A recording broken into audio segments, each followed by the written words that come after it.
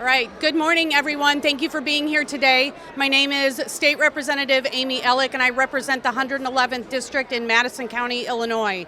I'm so pleased to be here today. We just finished a very long committee hearing in the Education Policy Committee, of which I am the Republican spokesperson.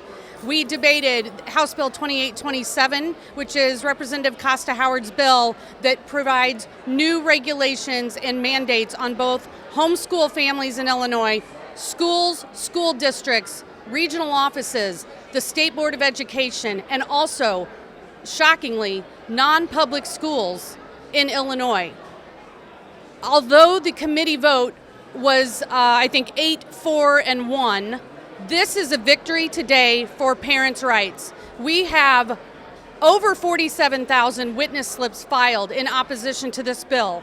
In fact, the original bill had even less than that. When they filed the amendment less than 24 hours ago, even more witness slips were filed. It's a historic level of witness slips were filed. But even more importantly, thousands of homeschool families have come here today to make sure that their voices are heard.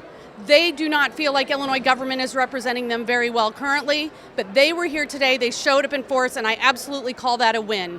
We are going to continue on the process of the legislative process on that bill. But what happened here today speaks volumes, and I think should give any legislator in the House of Representatives in Illinois doubt that a yes vote is the right thing to do. Illinois has far bigger issues than mandating parents register and submit personal information to ISB. Again, private schools are not exempt from this. Private schools are found in this bill that not only do they have to submit it to the regional office, ISB can request that information at any time for any reason, and all that student data has to go to ISB. In fact, that data is not at ISB for public schools, but they now have the authority in this bill to request that from private religious schools that are now forced to register with the state. Homeschooling is on the rise across the country in all demographics and all backgrounds and all cities across the country. The state of Illinois bureaucrats feel that they're losing control. They're grabbing at straws to take it back. Illinois families can't afford this ridiculous intrusion. This is burdensome government at its worst. I think right then I'll go ahead and take some questions, and I have our leader, House Minority Leader Tony McCombie, here with me. We also have some of the folks that spoke in opposition to this bill today and did an absolutely fabulous job representing homeschool families, and they represented private schools and families just all across Illinois that want to choose homeschool or private schools for their families. Representative Elik? Oh, I'm sorry. I have Representative Blaine Wilhour here as well with us. Thank you. Hey, for anybody, Blaine, Tony, so do you have a sense of, Representative, how many children in your district are homeschooled? And when this bill was filed, did you get calls to your constituent office? I have gotten like that, and what the volume was like? The volume has been, frankly, overwhelming, and our staff, both here in Springfield and at home, are answering phone calls day after day.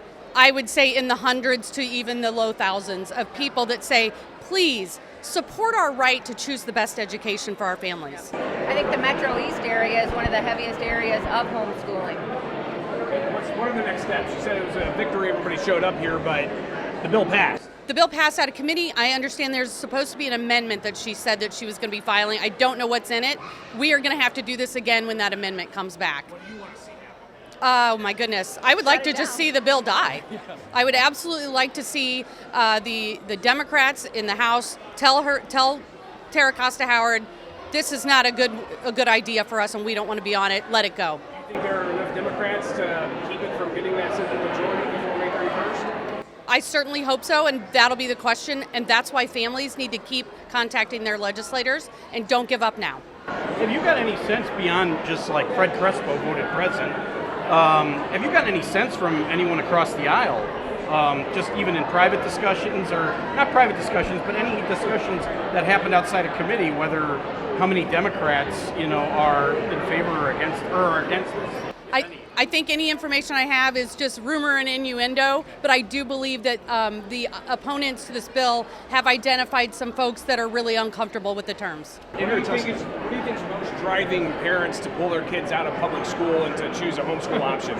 Oh gosh, you name it. Probably the requirements of the certain things that are taught in public schools that maybe they don't agree with and don't have a voice in their local communities on their school boards to have that information not taught to their kids. It's certainly the environment in schools that is in fact driving teacher shortages, that teachers say the environment in schools is not a healthy spot where I want to work. Well, just think about those families with young kids that say this environment is not somewhere that I want to be. Yeah, I mean, I think it's very clear, Greg, that this bill is all about power and control. Okay, homeschooling is the fastest growing form of education in the United States of America right now, and there's a reason for that. People are wanting to escape the failing government schools that's teaching a bunch of nonsense. And let's face it, the results in our schools are dismal right now. 7 out of every 10 kids are reading at grade level. So that's the crux of the people wanting to get out of there. They don't want to. These it's not just the homeschoolers. It's places like where my kids went to school. They went to a private school that chooses not to be recognized by the state of Illinois. They choose not to be recognized by the state of Illinois because they don't want to be encompassed into the school code. Because the school code is subject to the will and the whim of the most liberal legislature, the most anti-education freedom legislature in the country. So we're wanting to get away from that, and that's what is driving the passion against this bill. Absolutely. It's made today that Republican members of the committee don't look out for the kids. Well, thank you. I have a very strong response to that. If you notice, when I started the committee, my terms were representative. I believe you want the best for kids, and we want the best for kids too. And we have had bipartisan communication and votes on things that are keeping kids safe in schools. And towards the end, when the frustration grew and our questioning was rattling her, she had the nerve to say that we don't want the best for kids. And obviously there was pushback on that, and it was really disgusting, unfair, inappropriate. Representative Elik has been fighting for safety in schools and for her students all along in her career. Absolutely, and the Democrat majority has shut down some of those bills. If we really want to talk about safety, especially for kids in public schools, we can do that here, and we have many, many bills that we could pass. Right, and I just want to point out the advocates that came in here as opponents of this bill.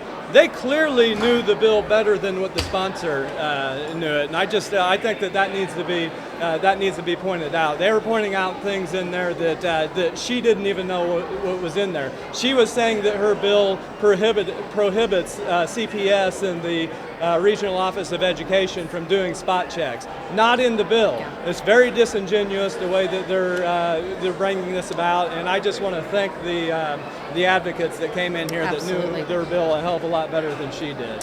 Yeah. Also about like constituents reaching out in opposition and some accusations of threats to families. I mean, can you respond to that? Is the tenor or the temperature too hot on this issue? No, I don't think it's too hot. We all receive phone calls and emails that are really nasty, but guess what? People have the right to do it as long as they're not threatening our safety or our families. And we don't support anyone being threatened. We've probably all had threats at some point in time. I don't support that, but it doesn't mean that you shouldn't be reaching out on your bill. In fact, I know the advocates for homeschooling have kind of giving advice to people on, hey, here's some good things to say. Here's some ways that you can get through to your legislator.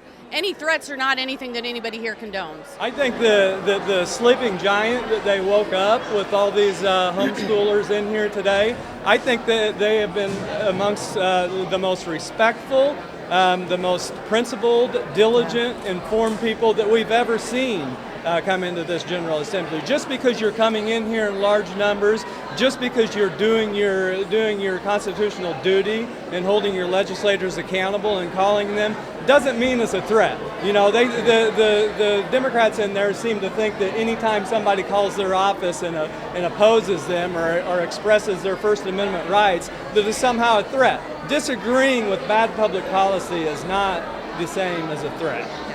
Obviously, we all know that it doesn't just take the House to pass legislation. Have you heard from any of your Senate colleagues about where they stand on this? Sure. I believe all the Senate Republicans are united. I won't speak for them. Certainly, you would have to ask them. But I know that every caucus is hearing from these homeschool families. And if this should come to the House floor and pass, This fight will continue on in the Senate. We've been really clear about this is a marathon, not a sprint. So we're going to keep up the pressure all the way to the end, and hopefully it doesn't go that far. And this isn't a Democrat, it's Yeah. not a Democrat-Republican issue. No. It's a parents' rights issue. You know, some of the places where homeschooling is growing the fastest is in the city with our minorities, because their schools are failing them worse than anybody else. 1 out of every 10 African American in Chicago public schools is reading at grade level. That is a dismal failure. All right, so that just shows that this cuts across lines. Parents of every stripe, every race, every orientation, every political party, they want what's best for their kids, and I think they're here today demanding it. You'll see a lot of the people that were here today are from the northern part of the state. Yeah, people in our part of the state are really fired up over this, and we're a red part of the state, but you know, as you go around here and talk to these folks, they're from the suburbs, they're from the city, all right? So this isn't a political issue, it's a parents' rights issue. Homeschoolers still pay property taxes, right? How does that Absolutely. Absolutely. And they do. Yeah, and How like does that like work what in Amy, this like what you were saying, Yeah. where they're not, you know, invited into the public. Exactly. One of the reasons for this bill being so burdensome is the series of touch points that they're forcing homeschool families to make here. The form has to be filed either with the school or the district, but they really want those touch points with the school, and she admitted that during committee.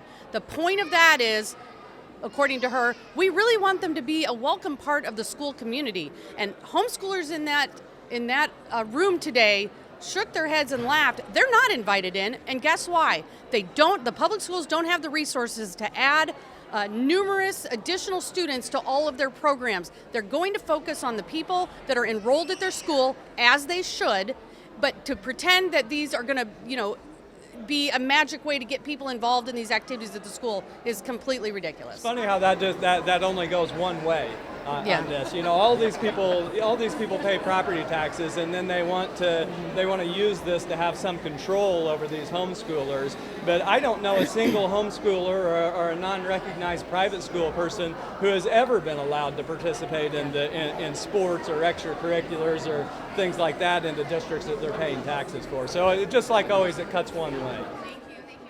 Thank you. Guys.